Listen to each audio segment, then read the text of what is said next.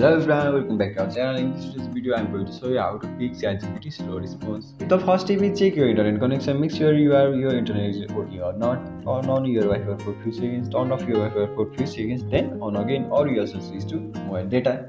If that is not working, turn on your airplane mode for few seconds. Then off again. And the second step is restart the phone. Sometimes a simple restart can fix many problems. This helps remove small bugs and glitches. And the other step is close other apps or browser tab using bandwidth.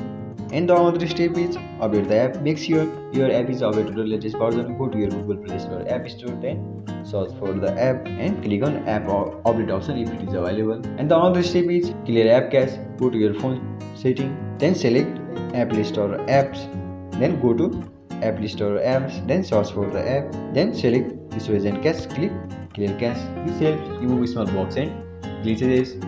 And the other step is refresh the if none of these works, reinstall the app.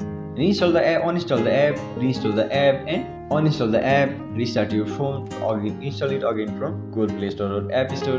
This helps. This gives fresh start to the app and try a different browser or device for better performance. So that's it. Thank you for watching this video. If this video helped you, don't forget to like, share, and subscribe for more helpful tutorial. Thank you.